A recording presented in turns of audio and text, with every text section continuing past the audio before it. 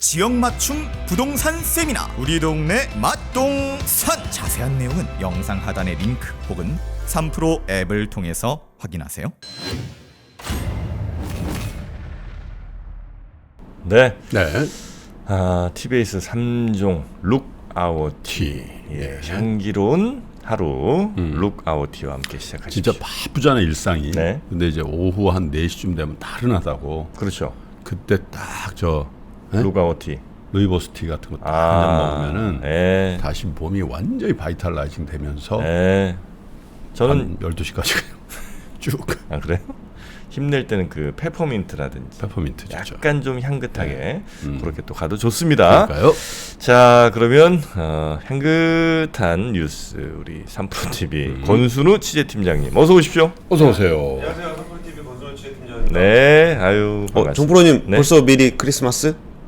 아유, 또 칼라 크리스마스 칼라죠. 아, 네, 이제 한 달. 예, 한 달은 뭐 충분히 크리스마스죠. 네, 한 달 동안은 이제 크리스마스 기간입니다. 예. 크리스마스 랠리가 또 기다리고 있고요. 산타 랠리. 예. 자, 제가 여러분의 랠리의 주인공이 되겠습니다. 랠리. 정프로님이 주인공이 되시겠다고요? 자, 같이 한번 달려보겠습니다. 아, 같이 달리는 거죠. 그럼요. 네, 네. 정프로님만 달리시면 안 되죠. 빨리 달리면 오래 못 갑니다. 같이 달려야 됩니다. 오늘 뉴욕 증시는 달렸습니다. 달렸습니까? 예, 다우존스가 0.58% 상승했고요. 나스닥 1% 넘게 올랐습니다. 1.13% 올랐고 S&P 500도 0.74% 올랐습니다. 이번 주 장이 그 23일이 추수감사절 연휴로 휴장하고 24일은 조기 폐장하잖아요. 그러니까 장이 좀 짧아서 그 짧은 기간 오를 거 그냥 빨리 올라야 된다라는 마음이 있는 것 같습니다. 그럼 뭐예요? 목요일 날 휴장이고 그 다음 날 조기 폐장. 조기 폐장이고. 네, 네. 그래가지고 지금 3대 지수가 굉장히 좀 밑에서부터 쭉 올라가면서 마무리가 됐는데 사실 일단 금리가 많이 떨어졌어요. 10년물 국채 금리가 최근 4.5% 아래로까지 네. 좀 내려와 있어서 금리에 대한 부담이 좀 내려와 있고 금리 부담이 완화됐다라는 거 이 자체가 좀 기준금리가 추가로 인상되진 않을 거다. 그리고 내년엔 피벗이 좀 있을 거다라는 기대감이 계속적으로 확대되는 것 같아요. 사실 그 월스트리트의 구루들은 그렇게 저금리를 기대하지 말라라고 기대하지 말라고 얘기하고 있는데 시장은 뭐 그건 그거고 지금보단 내려올 거 아니냐라는 기대감을 좀 가지고 있는 아니요, 것 같습니다. 저금리를 4.5, 4%를 기대하지 말라는 게 아니라 예. 2% 미만 막 이런 거 있잖아요. 그런 그쵸. 거 기대하지 말라는 거. 예, 예. 그 경기 선행 지수가 10월 경기 선행 지수가 전월보다 0.8% 떨어졌습니다. 그래서 이제 경기가 좀 안 좋아질 거다라는 얘기도 나오면서 이제 배드 이즈 굿까지 좀 같이 나오고 있어요. 그리고 아무래도 저 어제 인공지능 쪽에서 굉장히 뜨거웠는데요. 그 뉴스를 다시 첫 번째 뉴스로 전해드리도록 하겠습니다.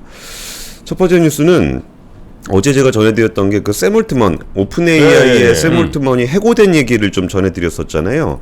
그러면서 인공지능의 방향성에 대한 논란이 있었다. 뭐 인공지능은 영리기구로 추구하면 안 된다. 뭐 이런 얘기들이 좀 있었는데 굉장히 무색해졌습니다. 일단 딱 그런 상황이 됐을 때 처음에 그 샘 올트먼이 사진을 하나 올렸는데 네. 그 게스트 사진이었어요. 게스트 사진 들고서 자기 지금 잘려가지고 게스트로 와서 논의하고 있다. 뭐 이런 얘기였어요. 네. 그리고 오픈 AI에 복귀하냐 복귀 안 하냐 그런 논란이 있었는데 갑자기 사티아 나달리 MS CEO가 그 SNS에 글을 올렸습니다. 그걸 같이 보시면은 네.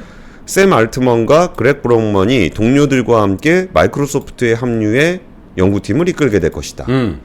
그러니까 오픈 AI에서 잘랐어? 그럼 우리 회사 와서 일해. 그래갖고 마이크로소프트가 바로 영입을 했고 여기 프로 악플로 일론 머스크가 악플을 달았습니다. 뭐라고요? 그 사람도 이제 팀즈 쓰겠네. 팀제? 팀즈. 마이크로소프트 팀즈. 그게 별로 좀 안 좋은. 아니요. 그 오피스 툴이에요, 툴. 근데. 그러니까 마이크로소프트 입사했으니까 네. 팀즈 쓰겠네라고 얘기한 거죠. 그게 뭐 무슨 의미예요, 그게? 그냥 여기 보면은 비아냥거린 거지. 그러니까 바로 일론 머스크가 관심 갖고 있다가 사티아 나달리가 지금 같이 보시면 글을 올렸으니 바로 여기다 댓글을 달았더라고요. 팀제 쓰겠지 뭐. 전혀 외국 유머 안 통하는 어르신들 모시고 하려니까 힘드네요. 아니 뭐 어떻게 웃긴 건지는 알려줘야 될 거 아니에요. 근데 저게 이제 예를 들면 네.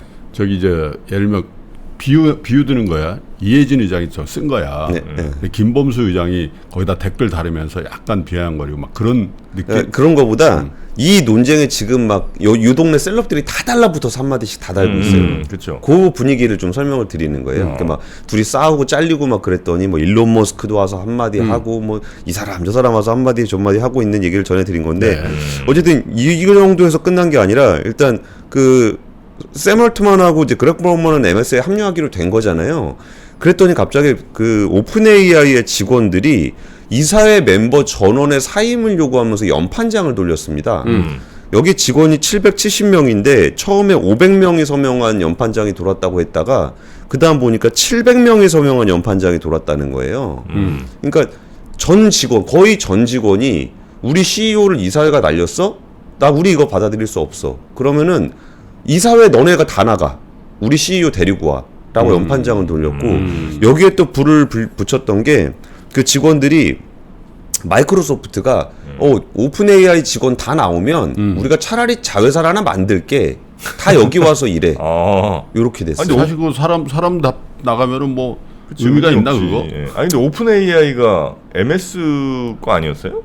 MS 거는 아니에요. MS가 투자를 처음에 많이 한 거지. 그러니까 비영리 기구 네, 오픈 AI가 있고 네. 영리 기구 오픈 AI가 있는데 지배는 영리 기구가 지배를 하거든요.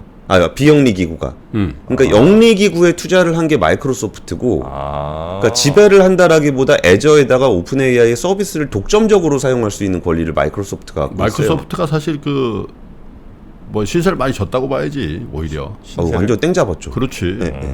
그게 거의 기업 가치로는 100조가 넘는 그러니까. 기업이라는 건데, 근데 이 100조가 넘는 기업이 CEO가 날아가고 그 직원들이 거기 따라간다 그러면은 그 100조 넘는 기업 그냥 사라지는 거거든요. 그렇죠. 근데 거기서 그 직원들이 갑자기 이제 트윗을 계속 하기 시작했는데 같이 보시면은 오픈 AI is nothing with its people. 그러니까 사람이 없으면 오픈 AI는 없다라는 얘기를 하고 있고. 미라무라티 같은 경우는 여기가 임시 CEO로 이사회에서 임시 CEO로 지정된 사람이에요. 근데 이 사람도 야 사람 없으면 오픈 AI 아무것도 없는 거야라고 하면서 샘 얼트만의 복귀 쪽에 어떤 힘을 또 실어주는 모양새를 보인 자기 거예요. 임시 CEO인데. 임시 CEO인데. 난 임시만 할게 그런 얘기네. 그리고 어제 그 일리아 수츠케버라고 샘 얼트만의 해임을 주도했다라고 알려졌던 이사회 멤버가 있거든요. 네. 근데 그 사람이 또 거기다가 나 이사회 결정에 참여한 거 후회한다. 난 오픈 AI를 해롭게 할 의도가 전혀 없었다. 그러면서 오픈 AI는 직원 없인 아무것도 아니다라는 메시지를 또 다시 올렸습니다.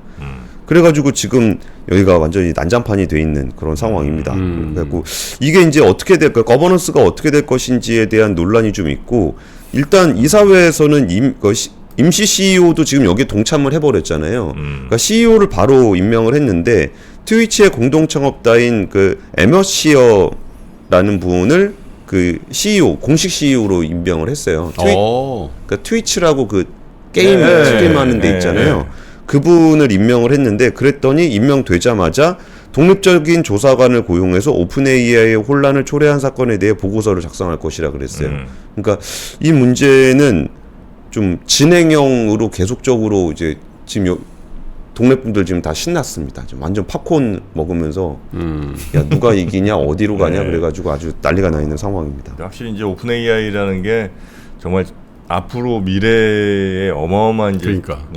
그 사업이라는 걸 아니까 여기 관심이 이렇게 어마어마하게 좀 많은 것 같습니다. 그렇죠. 그리고 또 이게 인공지능이 나아가야 될 방향성을 가진 철학적인 논쟁까지 더해져가지고 그리고 이게 또 오픈 AI가 비영리로 이게 약간 발목이 잡혀있던 그런 구조가 있었잖아요. 근데 만약에 이거를 그냥 영리법인인 마이크로소프트가 통으로 그 사람들을 다 가져가게 되면 어떤 일이 생기냐, 이런 부분에들도 좀 관심이 많이 보이는 거죠. 그럼 이제 구글 큰일 난 거 아니냐부터 해가지고 마이크로소프트 지금 사야 되는 거 아니냐. 오늘 마이크로소프트 그래도 주가도 좀 많이 올랐습니다. 그래요? 자, 오픈 AI 수장. 그러니까 요 분위기에서는 뭐 굿이나 보고 떡이나 먹는 엔비디아 주가가 제일 많이 오르긴 했습니다. 표현이 아주 적절하네. 뭐 여기서 싸우든 뭐 저기서 싸우든 그래도 뭐 GPU는 사야 되는 거 아니냐, 이런 분위기가 있어요. 마이크로소프트가 더 이상 뭐 엑셀 만들고 워드 만드는 회사 아닌 건 아시죠? 그것도 만들잖아요. 아니, 더 이상 그게 의존하지 않는다 이거지. 매출의 거의 반 이상이 그죠? 뭐예요? 클라우드. 애죠? 그 엑셀 프로그램도 만들고 사용자가 사용해야 될 엑셀 그 내용도 다 이제 만들어 주는 거죠, 인공지능으로. 엑셀에 이제 일일이 숫자 쳐넣고 뭐 이런 건 이제 안 하고. 예. 예. 우리 3% 시청률 저기 뭐 엑셀로 좀 정리 좀 해줘. 그럼 지가 알아서 정리해주고. 하여튼 대단합니다 진짜. 그러니까. 네. 자 뉴스 좀 정리해줘. 이렇게 하면 이제. 그럼 저 이제 잘리는 건가요? 아이, 에이, 제 에이, 입으로 나가면 어떻게? 되지. 뭐가 지금 걱정이야. 옆에 있는 내가 딱 정프로 걔들이 좀 쳐봐. 딱 그러면 좀 그런가? 에이, 아이야. 이렇게 이제 정프로는 살아남습니다. AI. 자, 두 번째 뉴스 보죠. 두 번째 뉴스는요. 그 공시가율 현실화율 로드맵 관련한 네. 얘기가 굉장히 뜨거웠어요. 근데 이런 문제들은 보통 언제 뜨겁냐면은 공시가가 나오면 뜨거운데 사실 제도적으로는 이걸 정비해야 될 때 되게 뜨거워요. 공시가율이라는 게 뭐냐면은 토지나 주택 가격의 공시 가격, 그러니까 세금의 기준이 되는 가격이에요. 재산세, 종합부동산세, 그리고 건강보험료, 네. 그리고 기초연금 등 67개 행정제도의 기준으로 사용이 되는데요. 사실 공시가율, 그러니까 공시가격이라는 게 보통 실거래가보다는 공시가율이 좀 낮잖아요. 그러면 공시가율이 얼마로 책정되느냐에 따라서 세금이 많이 달라지기 때문에 현실화율이 높을수록 세금을 많이 내게 됩니다. 근데 이게 처음에 논란이 됐었던 거는 이제 부촌인 한남동 용산 한남동 단독주택의 시세 반영률은 한 40~50%밖에 안 된다. 실제 가격에 대비해서 공시가가 한 40~50%밖에 안 된다. 그리고 뭐 지방 저가 주택은 뭐 7~80% 된다. 그럼 세금을 더 많이 내는 거 아니냐 해서 논란이 좀 됐었어요. 그리고 이게 문재인 정부 때 짠 현실화율 로드맵대로 하면은 네. 아파트 공시가격의 시세 반영률이 2020년에 69%, 2021년에 70%, 올해 72%, 내년에 75.6%로 높아져야 돼요. 그러니까 그러면은 시가가 있고 공시가율이 계속적으로 올라가는 거잖아요. 그렇죠. 그러면 시가가 떨어지더라도 현실화율이 계속 올라가게 되면은 주택 가격이 떨어지는데 세금을 더 내야 되는 문제가 생겨요. 근데 그 당시 문재인 정부 때는 워낙 부동산 가격이 빠르게 올라가고 있었고, 그리고 이제 그 고가 주택을 가졌는데 세금을 덜 내는, 그러니까 보유세가 덜 내는 데 문제들이 굉장히 제기가 됐었기 때문에 공시가율 현실화율을 굉장히 좀 강하게 밀어붙였었습니다. 네. 그런데 이게 가격은 떨어지는데 세금은 늘어나고 뭐 부동산 하락기 되고 있고 뭐 이런 상황이 되니까 윤석열 대통령 공약에 따라서 올해 공시가율 현실화율에 대한 로드맵을 2024년 이후 적용할 로드맵을 만들기로 한 거예요. 올해 하반기 중에. 근데 거기에 앞서서 이제 올해의 현실화율은 2020년 수준으로 되돌린다 그래가지고 이걸 쭉 올리던 공시가율을 2020년 수준으로 올해는 확 낮췄습니다. 그러니까 이제 내년부터 적용될 그 공시가 현실화율 로드맵을 만들었어야 되는데, 그러니까 여기서 처음 나왔던 얘기는 그러니까 현실화율의 최종 목표치를 90%가 아니라 80%로 낮추자라는 거하고, 이게 2035년 기준으로 있는 거는 2040년까지 연장하자. 그런 좀 이렇게 조금 더 스무스하게 공시가율 현실화하는 얘기가 나올 줄 알았거든요. 근데 그런 얘기가 아니라 그냥 아예 근본적으로 재검토를 하자라는 쪽으로. 어떻게? 그러니까 아예 그냥 새로 시작하자는 분위기가 됐습니다. 제로 베이스에서 예, 처음부터 예. 다시 그냥 뭐 몇 프로 할 거냐 뭐 뭐 현실화하지 그것도 말자는 없고. 거죠. 그러면. 그러니까 현실화율을 뭐 네. 기간, 그러니까 딱 그 숫자 현실화율하고 기간만 놓고 볼 문제가 아니라 근본적인 재검토가 필요하다라는 건데, 근데 사실 이거는 조금 무책임한 얘기 같기는 해요. 그러니까 일단 여기서 그 송경호 조세재정연구원 부연구위원이 발제를 하면서 이 체계 안에서는 부분적인 개선만으로는 현실화 문제를 근본적으로 해결할 수 없다. 근본적 재검토가 필요하다는 의견을 제시를 했는데, 보통 이런 발제가 나왔으면 이분이 그랬다는 건 아닌데 공청회 발제에서 이런 얘기 나왔다라는 건 일종의 좀 정부하고 교감이 있었을 가능성이 꽤 그렇죠. 높거든요. 이 국책연구기관 아니에요? 예, 국책연구기관입니다. 그리고 여기서 이제 이유리 국토부 부동산 평가 과장도 여러 대안을 검토하는 가운데 기존 현실화 계획을 수정하는 것으로 그동안 제기된 문제를 담아내는데 어려움이 있다는 판단을 내렸다. 그러니까 이거 안 하겠다는 얘기로 해석하는 게 맞는 것 같습니다. 근데 그러면 이제 또 저가주택 현실화율 높은 데는 실제 이거 부자 감세네 이렇게 얘기할 수 있겠네. 그렇게 얘기할 가능성이 좀 있죠. 그러니까 지금 얘기 나오는 거에서는 여기에 세제 개편 없이는 현실화 계획만으로 주택분 재산세 부담이 약 34%가량 증가하는 것으로 추산된다. 그러니까 가격이 좀 내려가도 공시가율 현실화된 것만으로도 한 34%가량 재산세 부담이 늘어난다라는 거고요. 그리고 이제 아파트 한 1,486만 호 중에 6.92%는 시세가 떨어졌는데 공시가율이 상승할 수 있는 시뮬레이션이 나온다는 거예요. 그래서 이 부분에 대한 부담을 정부가 좀 느끼고 있는 것 같아요. 그러니까 아파트 가격은 떨어졌는데 세금은 올라가는 상황. 그래고 여론 안 좋아지지 그러면. 여론 안 좋아지겠죠. 그래서 아파트도 지금 저 평가손이 나 있는데 재산세 등 저세세만 되는 게 아니라 건강보험료부터 다 해당되는 거 아니에요, 저게? 예, 맞습니다. 근데 그 부분에 대한 저검토가 필요하다라는 주장은 어느 정도 납득할 만하다고 생각은 하는데 네. 이게 사실 어제 오늘 한 얘기가 아니라 윤석열 대통령 공약이었거든요. 네. 공약이었으면 정권 출범 이후에 계속적으로 스터디를 해오다가 올해 하반기에 마무리를 해서 2024년부터 로드맵을 적용하기로 했거든요. 근데 그거 앞두고서 지금 문제 있다고 완전 재검토하는 거는 그럼 그동안 더 치열하게 논쟁을 좀 했어야 되는 거 아닌가라는 좀 아쉬움이 있습니다. 네네네.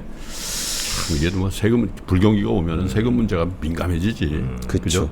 예. 일단 그럼 뭐 현재 수준에서 계속 유지는 되겠네요, 그죠? 앞으로 뭐 어떻게 하겠다는 방향 변화가 없으면. 아 이게 그러니까 2023년에 네. 지금 이게 확 올라가는 효과가 있으니까 이 공시가 현실화율 로드맵대로 안 가고 그걸 2020년 수준으로 낮췄어요. 20년으로 돌아가는 거예요? 일단 백도를 한번 했어요. 그리고서 24년 로드맵을 만들기로 약속하고서 백도를 시켰던 건데 오랫동안 얘기가 돼 왔다가 안 되니까. 백도 상태에 일단 멈춘다 이거죠? 백도 상태로 멈춰져 있는 상황입니다. 네. 그래요. 자, 그리고 세 번째 뉴스도 가보겠습니다. 세 번째 뉴스는 슈퍼엔저의 공습, 한국 수출 덮였다라는 파이낸셜 뉴스의 보도인데요. 엔화 가치가 요새 굉장히 좀 낮아졌다는 얘기는 많이들 들으셨을 거 아니에요. 근데 사실 엔저가 되면은 제가 요새 그 엔화 관련한 공부를 계속 하고 있는데 과거에는 일본이 엔고 때문에 망한다는 얘기가 엄청나게 많이 나왔었어요.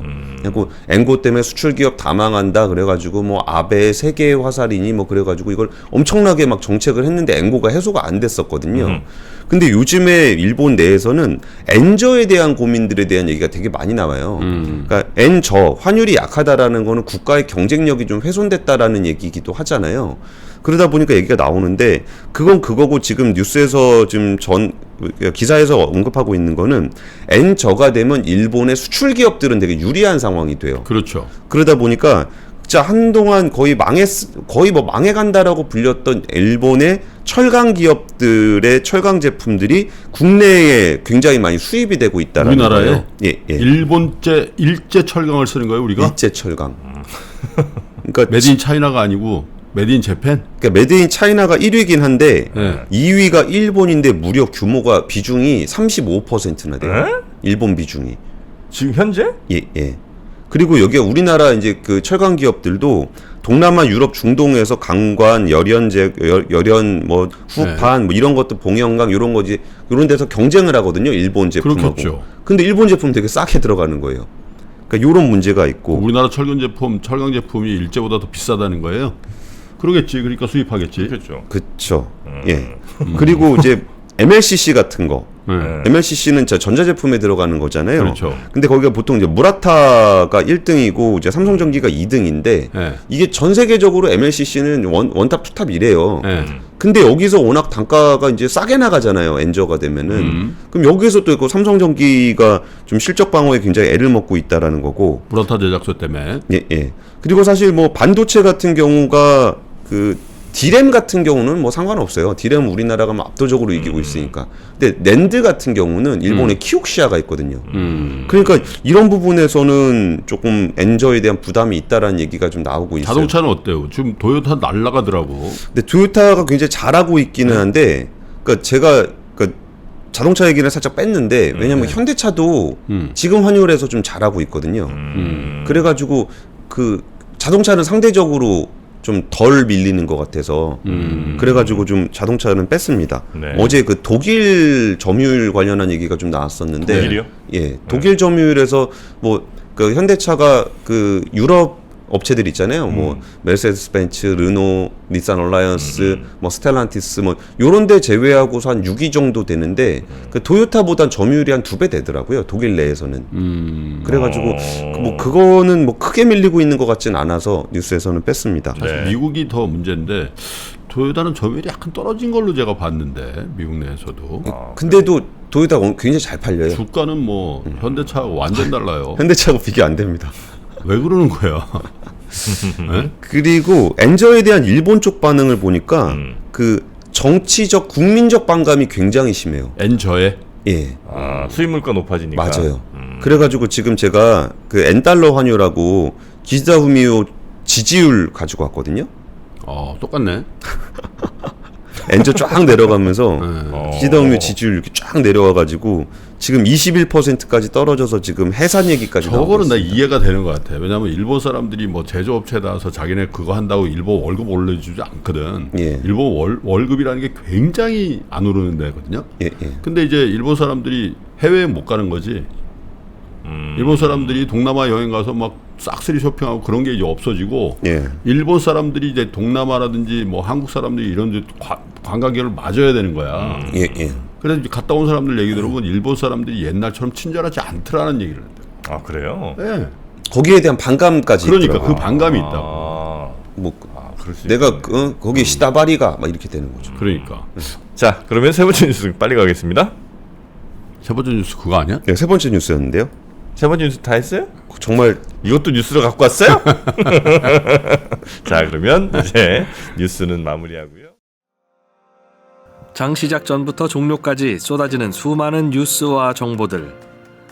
이 중에서 어떤 것이 투자에 정말 도움이 되는 정보일까요? 3프로의 증시 셔터맨 박근영 마스터가 직접 정보를 선별하고 투자의 힌트를 드립니다. 시간도 아끼고 투자 아이디어도 얻는 시간, 박근영 부장의 마켓 힌트와 함께 하세요. 자세한 사항은 3프로TV 앱과 홈페이지를 확인하세요.